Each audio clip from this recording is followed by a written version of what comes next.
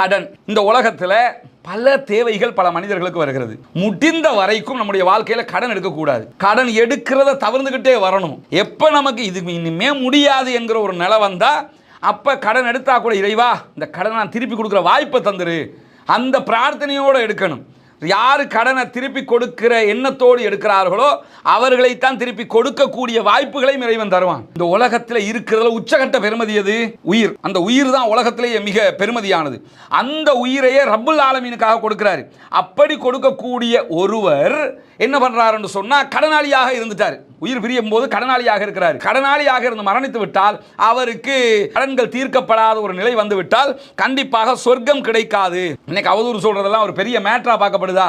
அந்த பொம்பளை எப்படி தெரியுமா, இவன் எப்படி தெரியுமா, அவள் எப்படி தெரியுமா, எத்தனை பேர் சர்வ சாதாரணமாக ஒரு பெண்மணி பாதையில் நடந்து செல்கிறாள் என்று சொன்னால் எங்க போறா தெரியுமா? அதுக்கு தான் போவா, இதுக்கு தான் போவா, அவனை பார்க்கத்தான் போறா, அல்லது இவன் அவளை பார்க்கத்தான் போறான். நாக்கில் பல்லுப்படாமல் சாதாரணமாக பேசக்கூடிய காட்சிகளை பார்க்குறோம். ஒரே ஒரு மன ஆறுதலில் இருங்க. நம்மளை பற்றி யாராவது அவதூறு சொல்கிறானா, யாராவது நம்மளை பற்றி கேவலமாக பேசுகிறானா, நம்மளை பற்றி விமர்சிக்கிறானா, நம்மளை பற்றி பொய்யா சொல்கிறானா, நம்மளை பற்றி திட்டுறானா, நம்மளை பற்றி ஃபேஸ்புக்கில் எழுதுறானா, நம்மளை பற்றி வாட்ஸ்அப்பில் வாய்ஸ் போடுறானா, டோன்ட் வரி. என்ன எண்ணத்தில் இருக்கணும் தெரியுமா? எல்லாமே மறுமையில் எனக்கு திருப்திகரமாக கிடைக்க போகிறது. நீ தொழுகிற தொழுகை, நீ பிடிக்கிற நோன்பு, நீ கொடுக்கிற ஜக்காத்து, நீ செய்கிற நல்ல அமல்கள் எல்லாம் அல்லாஹ் தூக்கி எனக்கு தரப்போகிறான் நாளை மறுமையில்.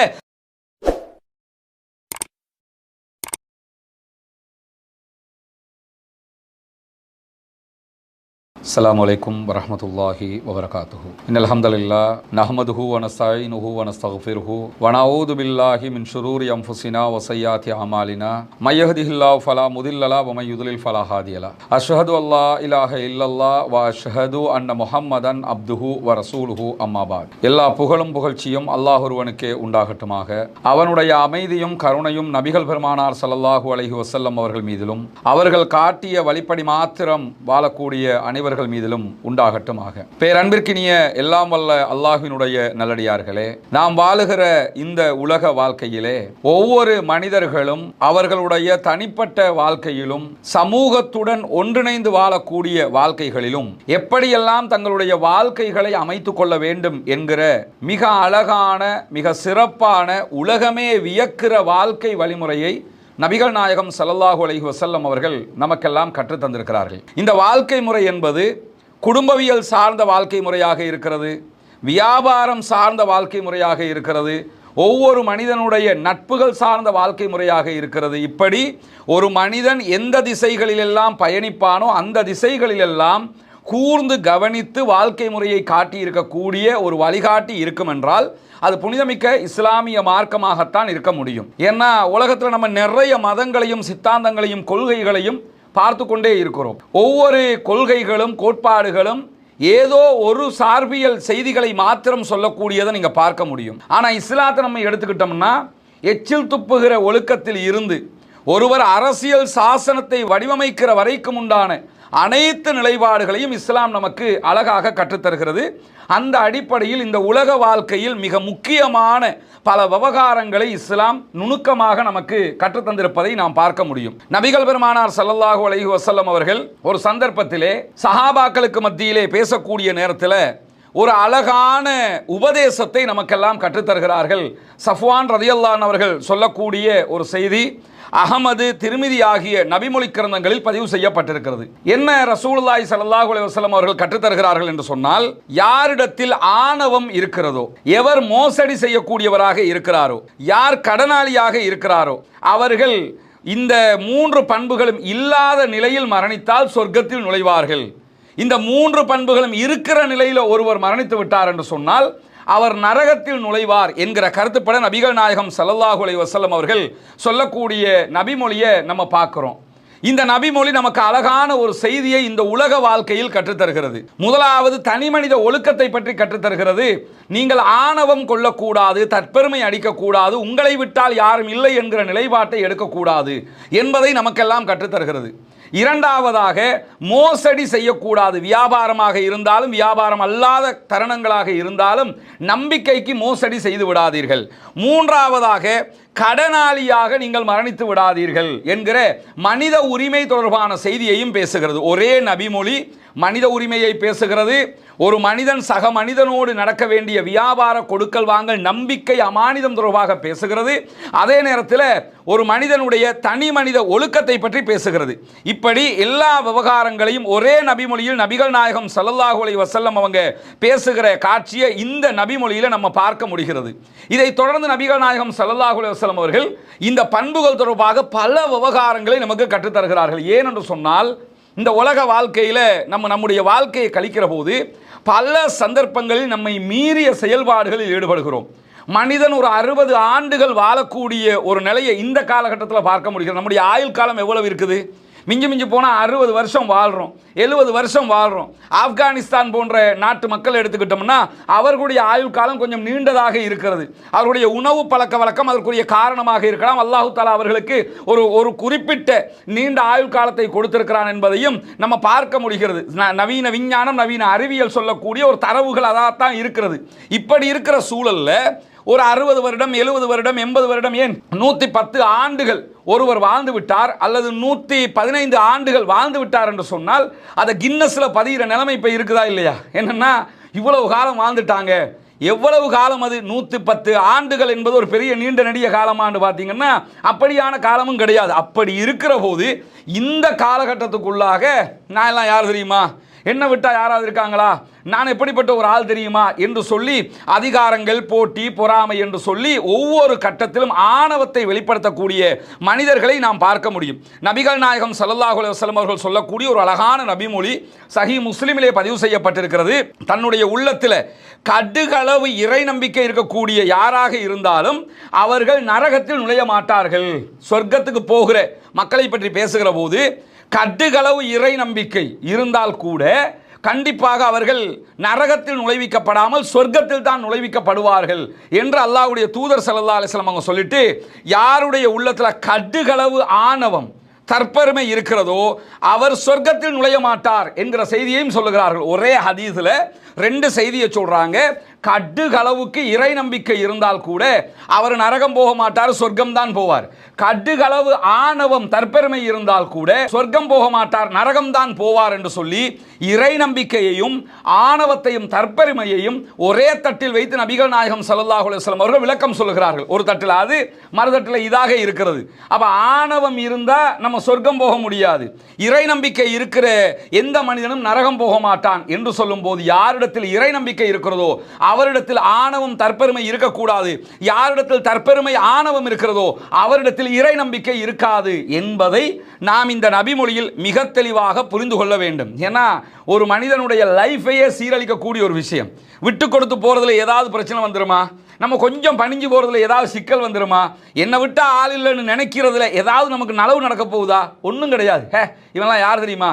ஒரு பெருமை பிடிச்சவன், ஒரு கெத்து காட்டிக்கிட்டு தெரியுவான், வேண்டா விருப்பா பேசிக்கிட்டு தெரியுவான். இந்த மாதிரி நம்மை பற்றிய கெட்ட எண்ணங்கள் உருவாகும். நல்ல எண்ணம் உருவாகணுமா? விட்டு கொடுத்துட்டு போயிடுவோம், சின்ன ஒரு விஷயம் தானே, அதை சகிச்சுக்கிட்டு போயிடுவோம். இப்படி போகிற ஒரு வாழ்க்கை முறையை நபிகள் நாயகம் ஸல்லல்லாஹு அலைஹி வஸல்லம் அவர்கள் கற்றுத்தருகிறார்கள். எவ்வளவு பெரிய ஒரு உயர்ந்த இடத்தில் வைக்கப்பட்ட தூதர். ஒரு சந்தர்ப்பத்திலே அல்லாஹ்வுடைய தூதர் ஸல்லல்லாஹு அலைஹி வஸல்லம் அவங்கள்ட்ட ஒரு மனிதர் வருகிறார், உதவி கேட்டு வர்றார், வேற எதுக்கும் வரல. அல்லாஹ்வுடைய தூதர், ஒரு நாட்டின் ஜனாதிபதி முஹம்மது ஸல்லல்லாஹு அலைஹி வஸல்லம் அவர்களை சந்திப்பதற்காக வருகிறார். ரசூலுல்லாஹ் திரும்பி நின்றுக்கிட்டு இருக்கிறாங்க. வந்த மனிதர் என்ன பண்றாருன்னா பின்பக்கமாக ரசூலுல்லாஹ்வுடைய ட்ரெஸ்ஸை பிடிச்சி இழுத்துறாரு. ரசூலுல்லாஹ் ஒரு போர்வை மாதிரி ஒன்று போத்திக்கிட்டு இருக்கிறாங்க. போர்வைன்னா இப்போ நம்ம போடுற மாதிரி ட்ரெஸ்ஸுன்னு நினச்சிடக்கூடாது. இப்போ டெவலப் ஆகி 1500 வருடங்களுக்கு பிறகு நம்முடைய ஆடை முறை எல்லாம் ரொம்ப டெவலப் ஆகிடுச்சு, ரொம்ப ஈஸி ஆகிடுச்சு. ரசூலுல்லாஹ்வுடைய காலத்து ஆடை முறை என்ன? இருக்கிற ஒன்று அப்படி கல்கட்டு மாதிரி இருக்கும், தூக்கி போட்டுக்கிட்டு இருப்பாங்க. அப்படி ஒரு போர்வை மாதிரி போட்டுக்கிட்டு இருக்கிறாங்க. பின்னாடி வந்தவர் என்ன பண்ணுறாருன்னா அதை பிடிச்சி இழுக்கிறாரு. இழுத்த இழுவைக்கு அல்லாஹ்வுடைய தூதர் ஸல்லல்லாஹு அலைஹி வஸல்லம் அவருடைய கழுத்து அளவுக்கு கழுத்து பட்டுடுச்சு, கழுத்தில் பட்டு வலிக்கிற அளவுக்கு ஆயிடுச்சு. ரசூலுல்லாஹி ஸல்லல்லாஹு அலைஹி வஸல்லம் இழுத்து பிடிச்சிக்கிட்டு என்ன சொல்கிறாருன்னா, வெளியில் 2 ஒட்டகம் இருக்குது, எனக்கு சதக்கா தாங்க அப்படின்னு கேட்குறாரு. சதக்கா கேட்கும்போது இப்படியா கேட்பாங்க? ஒருத்தர்கிட்ட உதவி கேட்குறோம், அதுவும் நாட்டு ஜனாதிபதிட்ட கேட்குறோம், இறைவன் தூதரிடத்தில் கேட்குறோம், எப்படி கேட்பாங்க? போய் நம்ம இயற்கையாக என்ன நினைக்கணும், கொஞ்சம் பணி ஜனாதிபதிட்ட போய் உதவி கேட்குறோம், சாதாரணமாக கேட்ட முடியுமா? இவ்வளவு பணிஞ்சி நெல்லிஞ்சி வளைஞ்சி இப்படி தானே கேட்பாங்க. ஆனால் அல்லாஹ்வுடைய தூதர் ஸல்லல்லாஹு அலைஹி வஸல்லம் பணிவு என்ன? அல்லாஹ்வுடைய தூதர் ஸல்லல்லாஹு அலைஹி வஸல்லம் நடைமுறை என்னன்னா, நீங்கள் ரசூலுல்லாஹ்வுடைய சட்ட காலரை பிடிச்சி கேட்க முடியும், ரசூலுல்லாஹி ஸல்லல்லாஹு அலைஹி வஸல்லம் அவர்கள் அதற்கு கூட யாரிடத்திலும் கோபப்பட்டதில்லை, அதற்கு கூட அப்படியே எரிஞ்சு விழுந்தது கிடையாது. ரசூலுல்லாஹ் என்ன சொல்றாங்கன்னா, விடுப்பா நான் தர்றேங்கிறாங்க, நீங்க தந்தா தான் நான் விடுவேங்கிறாரு. இறுதியாக அல்லாஹ்வுடைய தூதர் ஸல்லல்லாஹு அலைஹி வஸல்லம் அவர்கள் அவருடைய ஒட்டகங்கள் நிரம்புகிற அளவுக்கு என்ன செய்கிறாங்கன்னா அந்த பேரிச்சம்பழங்கள் தானியங்களை ஏற்றி அனுப்புகிறாங்க. அதுக்கு பிறகு தான் அந்த ஆள் விடுறாரு. இதே நம்ம காலத்தில் நடந்திருந்தா இவ்வளவுக்கும் ஜனாதிபதியை கொல்ல முயற்சி பண்ணாரு, ஜனாதிபதியை அவமதிச்சிட்டாரு, அது பண்ணிட்டாரு இது பண்ணிட்டாருன்னு சொல்லி தூக்கி உள்ள போட்டிருப்பாங்களா இல்லையா? நம்ம நாட்டில் ஜனாதிபதிக்கு எதிராக கமாண்ட் அடிச்சதுக்கெல்லாம் கடந்த காலங்களில் நடவடிக்கை எடுக்கப்பட்டதெல்லாம் உண்டு. அப்படி இருக்கிற போது அல்லாஹ்வுடைய தூதர் ஸல்லல்லாஹு அலைஹி வஸல்லம் அவர்கள் எப்படி நடக்கிறார்கள்? காரணம் என்னன்னா, அந்த பணிவு, ஆணவமற்ற தன்மை, தற்பெருமையற்ற தன்மையை இந்த உலகத்திற்கு நடைமுறையில் காட்டினார்கள் அல்லாஹ்வுடைய தூதர் அவர்கள். இந்த நடைமுறையை பார்க்கக்கூடிய நாம் நம்முடைய வாழ்க்கையில் மிக தெளிவாக இருக்க வேண்டும். அல்லாஹ்வுடைய தூதர் ஸல்லல்லாஹு அலைஹி வஸல்லம் அவங்க இன்னொரு சந்தர்ப்பத்தில் சொல்லும்போது என்ன சொல்றாங்கன்னா, அபூ சயீத் ரலியல்லாஹு அன்ஹு அவங்க அறிவிக்கக்கூடிய ஒரு செய்தி சஹீஹ் முஸ்லிம்ல பதிவு செய்யப்பட்டிருக்கிறது. கண்ணியம் என்பது இறைவனுடைய கீழாடை. கண்ணியம் இருக்குதா இல்லையா? மகத்துவம் இருக்குதா இல்லையா? இது இறைவனுடைய கீழாடை என்கிறார்கள் அல்லாஹ்வுடைய தூதர் ஸல்லல்லாஹு அலைஹி வஸல்லம் அவர்கள். அதே நேரத்தில் ஆணவம், பெருமை, தற்பெருமை இருக்குதா இல்லையா? இது இறைவனுடைய மேலாடை என்கிறார்கள். கண்ணியத்தை கீழாடை என்று சொல்லுகிற ரசூலுல்லாஹ் இறைவனை பற்றி, பெருமை தற்பெருமையை பற்றி பேசுகிற போது அது இறைவனுடைய மேலாடை அப்படிங்கிறாங்க. என்னன்னா, தற்பெருமை அடிப்பதற்கு, பெருமை கொள்வதற்கு தகுதியானவன் அல்லாஹ்வை தவிர யாரும் இல்லை. உண்மையிலே அல்லாஹ் தானே தகுதி. நம்மளை படைச்சிருக்கிறான். படைக்கப்பட்ட நாமே இந்த ஆட்டம் போடும்போது படைச்சவன் இந்த ஆட்டம் போட முடியும்? நம்மை படைத்திருக்கிறான், நமக்கு அழகான பார்வையை தந்திருக்கிறான், சுவாசிப்பதற்கான வாய்ப்பை தந்திருக்கிறான், சாப்பிடுவதற்கான வாய்ப்பை தந்திருக்கிறான், எந்த ஒரு நோய் நம்பலமும் இல்லாமல் ஆரோக்கியமாக வாழுகிற வாழ்க்கையை தந்திருக்கிறான், நிறைய சொத்து செல்வங்களை தந்திருக்கிறான், பொருள் வசதியை தந்திருக்கிறான், வாழ்க்கை நடைமுறையை தந்திருக்கிறான், இயற்கையை தந்திருக்கிறான். எது இறைவன் எதை தரல நமக்கு? இவ்வளவையும் தந்த இறைவன் இதையெல்லாம் நான் தாண்டா உனக்கு தந்தேன் அப்படின்னு சொல்லுகிற அந்த பெருமை எடுத்துக்கொள்ள முடியுமா இல்லையா? அதனால தான் ரசூலுல்லாஹ் சொல்றாங்க, இந்த பெருமை, ஆணவம் இதெல்லாம் யாருக்குரியது? ரப்புல் ஆலமீனுக்குரியது, நமக்கு இல்லை. நான் தந்தேன் என்று சொல்லி ஒருத்தனுக்கு நம்ம சொல்ல முடியாது. இறைவன் தான் கொடுக்கிறான், நம்ம மூலமாகவும் இறைவன் தான் கொடுக்கிறான். அதனால தான் பெருமை என்பது தன்னுடைய மேலாடை என்று சொல்லி அல்லாஹு தாலா வாதிடுவதாக நபிகள் நாயகம் ஸல்லல்லாஹு அலைஹி வஸல்லம் அவங்க சொல்லிட்டு என்ன சொல்றாங்கன்னு கேட்டா, இந்த ரெண்டு விவகாரங்கள்ல என்னோடு யார் போட்டியிடுகின்றானோ அவனை நான் வேதனை செய்வேன் அப்படின்னு சொல்லி அல்லாஹு தாலா சொல்லுவதாக அல்லாஹ்வுடைய தூதர் ஸல்லல்லாஹு அலைஹி வஸல்லம் அவங்க சொல்லக்கூடிய செய்தியை சஹீஹ் முஸ்லிமிலே நாம் பார்க்க முடிகிறது. அப்போ என்ன புரிஞ்சுக்கிறனே, நம்ம கர்வம் காட்டினோம்னா, நம்ம தான் பெரிய ஆள் நினைச்சோம்னா, தற்பெருமை காட்டினோம்னா, ஆணவம் காட்டினோம்னு சொன்னால் இறைவனோட போட்டியிடும். ரப்புல் ஆலமீனோட நமக்கு போட்டியிட முடியுமா? இறைவன் யார், நம்ம யார்? அவன் நித்திய ஜீவனாக இருக்கிறான். இறைவன் மரணிப்பானா? இறைவன் மரணிக்க மாட்டான். இறைவன் தூங்குவானா? இறைவன் தூங்க மாட்டான். இறைவன் சாப்பிடுவானா? சாப்பிட மாட்டான். நமக்கு இருக்கிற எந்த பலவீனமாவது நம்மை படைத்த ரப்புல் ஆலமீனுக்கு இருக்கிறதா? எந்த பலவீனமும் இல்லாத, அனைத்து பலமும் வளமும் மிக்கவனாக, அனைத்து பலங்களையும் நமக்கு தரக்கூடியவனாக இருக்கக்கூடிய ரப்புல் ஆலமீன் படைத்த ஒருவன் இருக்கிறான். அந்த படைத்த ஒருவன் அவன்தான் இந்த பெருமைகளுக்கெல்லாம் தகுதியானவன் என்பதைத்தான் இந்த நபிமொழி நமக்கு அழகாக உணர்த்துகிறது. எனவே தான் ரசூலுல்லாஹ் சொன்னார்கள், யாரிடத்தில் ஆணவம் இல்லையோ, யாரிடத்தில் தற்பெருமை இல்லையோ அவர் நரகம் நுழைய மாட்டார், அவர் சொர்க்கம் நுழைவார். இல்லாட்டி சொர்க்கம் போயிடுவோம், இருந்தா சொர்க்கம் போக மாட்டோம் என்கிற செய்தியை ரசூலுல்லாஹி ஸல்லல்லாஹு அலைஹி வஸல்லம் அவங்க சொல்லிட்டு, இரண்டாவதாக என்ன சொன்னாங்க, யார் மோசடி செய்கிறாரோ அவரும் சொர்க்கம் நுழைய மாட்டாரு. நம்முடைய வாழ்க்கையில நம்பிக்கை மோசடி ஒருபோதும் இருக்கக்கூடாது. நம்மளை ஒருத்தர் நம்புறாங்கன்னா அவங்களுக்கு மோசடி பண்ணிடக்கூடாது. அது வியாபாரமாக இருக்கலாம், வாழ்க்கை நடைமுறையாக இருக்கலாம், எந்த ஒன்றுலையுமே நம்மை நம்பக்கூடியவர்களை, நம்பி பயணிக்கக்கூடியவர்களுக்கு மோசடி செய்து அவர்களை அழிக்கிற காரியங்களில் யாரும் ஈடுபட்டு விடக்கூடாது. ரசூலுல்லாஹி ஸல்லல்லாஹு அலைஹி வஸல்லம் அவங்க சொல்லும்போது மோசடியை பற்றி பேசுகிற நேரத்தில் என்ன சொல்றாங்கன்னு கேட்டால், நயவஞ்சகனுடைய அடையாளம், ஒரு முனாஃபிக்கினுடைய அடையாளம் 3 அப்படின்னு கற்றுத்தர்றாங்க. எப்படி என்னென்னலாம் கற்றுத்தர்றாங்க? அதாவது இதா ஹத்தஸ கதிப, அவன் பேசினால் பொய்யைத்தான் பேசுவான். உன்னை பேசிட்டான் என்று சொன்னாலே பொய்யாகத்தான் இருக்கும். அதே நேரத்தில் வாக்களித்து விட்டான் என்று சொன்னால் கண்டிப்பாக அதற்கு மாறு செய்வான். வாக்களிச்சுட்டா நம்ம நம்பிக்கிட்டு இருப்போம், அந்த வாக்குக்கு மாறு செய்து விடுவான். நம்பினால் மோசடி செய்து விடுவான். உன்னை வாக்கை கொடுத்தா மாறிடுவான், அவனை நம்பினீங்கன்னா மோசடி செஞ்சிருவான், பேசினாலே பொய் பேசுவான். இதில் என்ன கவனிக்கணும்னா, ஒன்றை செய்தாலே 3ஐயும் செய்து விடுவான் என்கிற நிலைக்குண்டான பாவங்களாக இருக்கிறது. இன்னொரு சந்தர்ப்பத்திலே அல்லாஹ்வுடைய தூதர் ஸல்லல்லாஹு அலைஹி வஸல்லம் அவர்கள் சொல்கிறார்கள், இந்த 3 அடையாளங்களை பற்றி பேசுகிற போது, எவனிடத்தில் இந்த 3 அடையாளங்கள் இருக்கிறதோ அவன் 3 அடையாளங்களை வைத்துக்கொண்டு நோன்பு நோற்றாலும், தொழுதாலும், தன்னை ஒரு முஸ்லிம் என்று கூறிக்கொண்டாலும் அவன் முனாஃபிக்கு தான். இந்த 3 அடையாளம் இருக்குது. பேசினா பொய்ய பேசுகிறான், ஒருத்தனுக்கு நம்பினா மோசடி பண்ணிடுறான், வாக்குறுதி கொடுத்தா மாறிடுறான். இந்த 3 பண்புகளை யார் வச்சுக்கிட்டு இருக்கிறானோ இவன் நோன்பு பிடித்தாலும் தொழுதாலும் இவன் மோசடிக்காரன் தான், நயவஞ்சகன் தான் என்று நபிகள் நாயகம் ஸல்லல்லாஹு அலைஹி வஸல்லம் அவங்க சொல்லக்கூடிய செய்தி சஹீஹ் முஸ்லிமில் நம்ம பார்க்க முடிகிறது. எனவே ஒருவருக்கு வாக்களித்து விட்டீர்கள் என்றால் அந்த வாக்குறுதியை நிறைவேற்றுவதற்கு 100% நம்ம முயற்சி பண்ணணும். ஒருவர் நம்புகிறார் என்றால் அந்த நம்பிக்கையை காப்பாற்றுவதற்கு 100% நாம் முயற்சி செய்ய வேண்டும். பேசினாலே பொய் தான் பேசுவான் என்கிற நிலையை விட்டும் அல்லாஹ்விடத்தில் நாம் பாதுகாப்பு தேட வேண்டிய கட்டாயம் இருக்கிறது. நபிகள் நாயகம் ஸல்லல்லாஹு அலைஹி வஸல்லம் அவங்க சொல்றாங்க, உங்களுக்கு பிறகு ஒரு கூட்டத்தார் வருவார்கள், ஒரு பெரிய சமூகத்தை பற்றியே பேசுறாங்க. பேசும்போது என்ன சொல்றாங்கன்னு சொன்னா, அவர்கள் நம்பிக்கை மோசடியில் ஈடுபடுவார்கள். எப்படி நம்பிக்கை மோசடியில் ஈடுபடுவார்கள் என்று சொன்னால், அவர்கள் எதையுமே அவங்களிடத்தில் நம்பி ஒப்படைக்க முடியாது. ஒரு குரூப் இருப்பாங்களாம், அந்த குரூப் எப்படின்னு கேட்டால் அவங்கள்ட்ட எதையுமே நம்பி கொடுத்துடாதீங்க, கொடுத்தா மண்ணு தான். அப்படியான ஒரு கூட்டம் வருவாங்க, நம்பி எதையுமே அவர்களிடத்தில் கொடுக்க முடியாது. அதே நேரத்தில் அவங்கள்ட்ட நீங்கள் சாட்சியாக வாங்கன்னு யாரும் கூப்பிட மாட்டாங்க, ஏன்னா அவ்வளோ பொய் சாட்சி சொல்லுவாங்க. சாட்சியாக வாங்கன்னு யாருமே கூப்பிட மாட்டாங்க, இவங்கள சாட்சிக்கு கூப்பிடுறதா அவ்வளோதான், இவங்க எல்லாம் எவிடன்ஸா என்கிற நிலைமைக்கு அந்த கூட்டத்தார் இருப்பார்கள். அது மட்டும் இல்லாமல் அவங்க சாட்சியம் அளிக்கும்படி யாருமே அவங்கள்ட்ட கேட்க மாட்டாங்க. அவங்க நேர்ச்சை செய்வார்கள், அதை நிறைவேற்றவும் மாட்டார்கள். அவங்க நேர்ச்சையும் பண்ணுவாங்க, அதை நிறைவேற்றவும் மாட்டாங்க. அவங்களுக்கு மத்தியில் அவர்களுடைய உடல் பருமனாக இருக்கும் அப்படிங்கிறாங்க ரசூலுல்லாஹி ஸல்லல்லாஹு அலைஹி வஸல்லம் அவர்கள். சஹீஹுல் புகாரியிலே வரக்கூடிய செய்தி, இம்ரான் இப்னு ஹுசைன் ரலியல்லாஹு அன்ஹு அவர்கள் இந்த செய்தியை அறிவிக்கிறார்கள். அப்போ என்ன, இது ஒரு கூட்டத்தை பற்றி சொல்லக்கூடிய ஒரு செய்தி. அவங்க மோசடி பண்ணுவாங்க, அவங்கள நம்பி நம்ம எதையும் ஒப்படைச்சிட முடியாது, அவங்கள சாட்சிக்கு கூப்பிட முடியாது, ஆனால் தானா சாட்சி சொல்ல வருவாங்க. இப்படி ஒரு கூட்டம் வரும். அவங்க உடல் பருமனாகவும் இருப்பார்கள், கொழுந்து இருப்பாங்க என்கிற செய்தியை சொல்றாங்க. யாராவது கொழுத்துக்கிட்டு இருக்கிறாங்கிறதுக்காக இந்த முடிவு எடுத்துக்கூடாது. ஒரு கொழுத்தவர் இருக்கார், ரசூலுல்லாஹ் இப்படி சொன்னாங்கன்னு சொல்லக்கூடாது. இந்த மாதிரி ஒரு கூட்டத்தார் வருவார்கள். அந்த கூட்டத்தாரிடத்தில் என்னென்ன பண்புகள் இருக்கும், அதோடு சேர்த்து அந்த பண்புகளோடு சேர்த்த மாதிரி அவருடைய உடல் பருமனாக இருக்கும். அந்த கூட்டம் ஒரு சமூகத்தை பற்றியே சொல்லுகிறார்கள். ஆனால் அந்த சமூகத்தினுடைய ஓவரோலாக இருக்கக்கூடிய காமனான கொள்கை என்ன, மோசடி செய்வார்கள், அவங்கள நம்ப முடியாது, ஏமாத்திடுவாங்க. இப்படியான ஒரு கூட்டம் வரும் என்று சொல்லியே நபிகள் நாயகம் ஸல்லல்லாஹு அலைஹி வஸல்லம் அவர்கள் சொல்லிவிட்டு இன்னொரு சந்தர்ப்பத்தில் சொல்லக்கூடிய ஒரு செய்தி சஹீஹ் முஸ்லிமிலே பதிவு செய்யப்பட்டிருக்கிறது. அதில் ரசூலுல்லாஹ் என்ன சொல்றாங்கன்னு கேட்டால், ஒருவன் மோசடி செய்கிறான் என்று சொன்னால், மோசடி செய்கிற போது அவன் இறை நம்பிக்கையாளனாக இருந்தபடியே மோசடி செய்வதில்லை.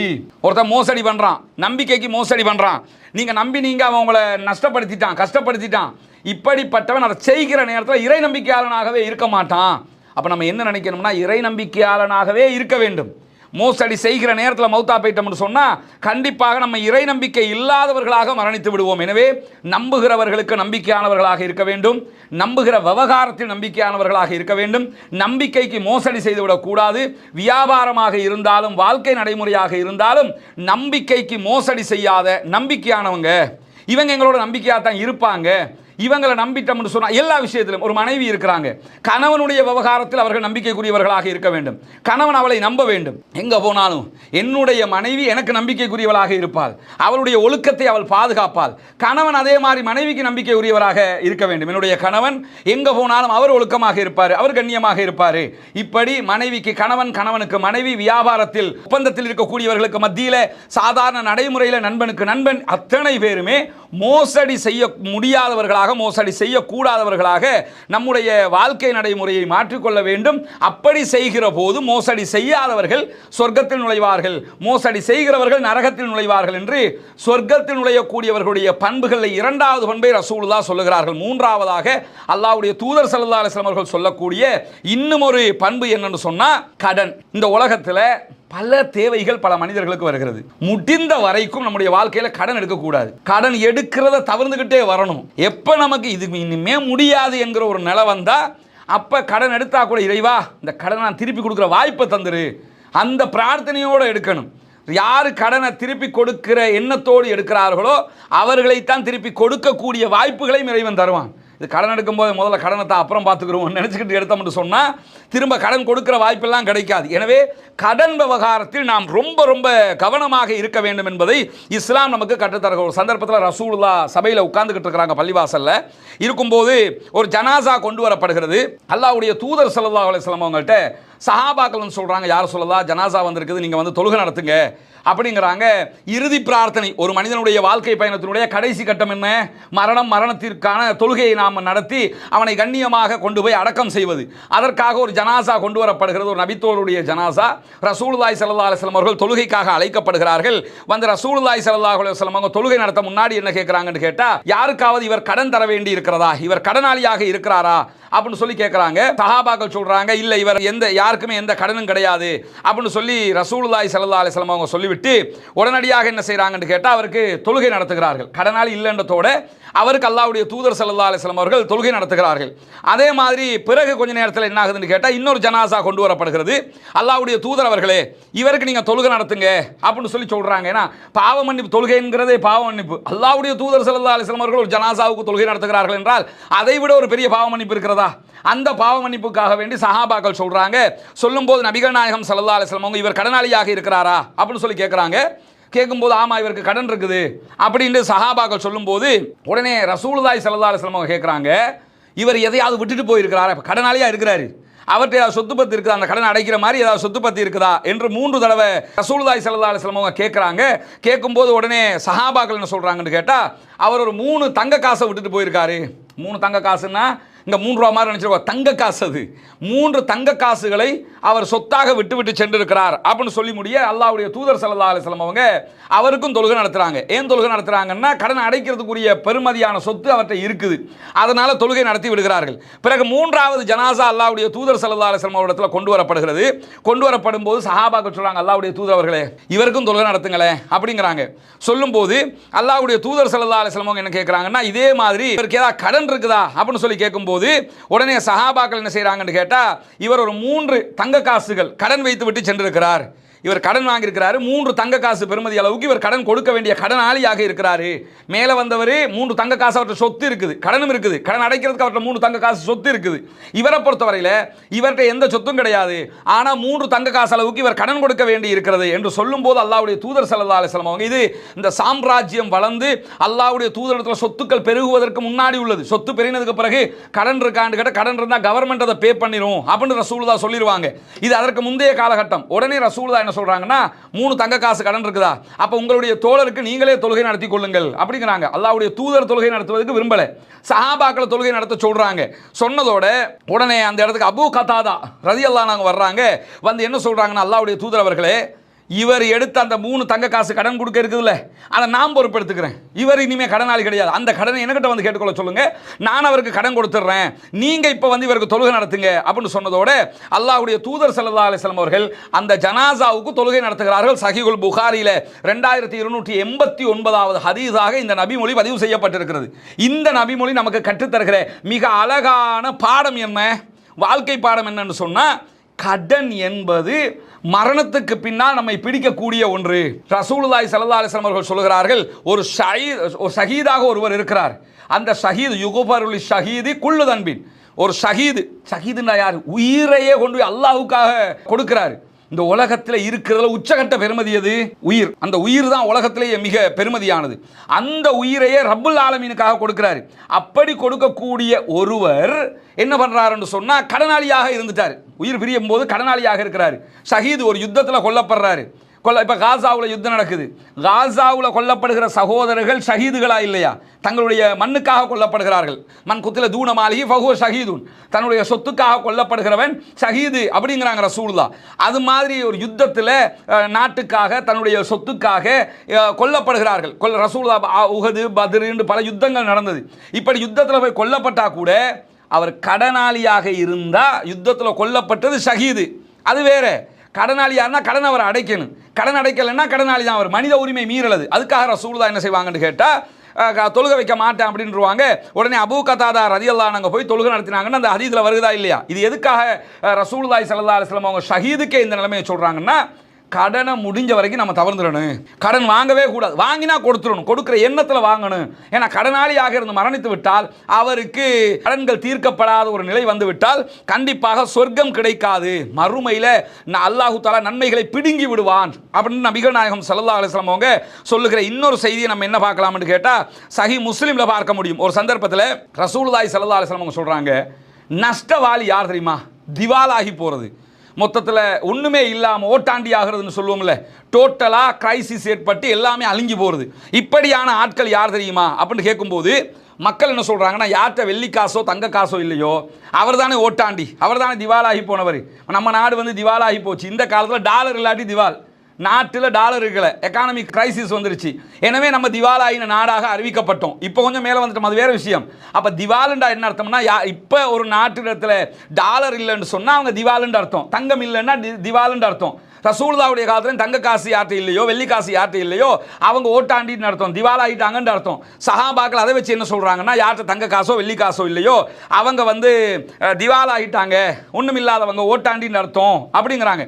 உடனே அல்லாஹ்வுடைய தூதர் ஸல்லல்லாஹு அலைஹி வஸல்லம் அவங்க சொல்கிறாங்க, என்னுடைய சமுதாயத்தில் திவாலாகி போனவன் யார் தெரியுமா, என்னுடைய சமூகத்தில் ஓட்டாண்டி யார் தெரியுமா, என்னுடைய சமூகத்தில் ஒன்றுமில்லாதவன் யார் தெரியுமா என்று விளங்கப்படுத்தும் போது தெளிவுபடுத்துகிறார்கள் அல்லாஹ்வுடைய தூதர் ஸல்லல்லாஹு அலைஹி வஸல்லம் அவர்கள், மறுமை நாள் தொழுகை நோன்பு ஜகாத்து எல்லாத்தையும் சுமந்துக்கிட்டு ஒருத்தர் வருவார்.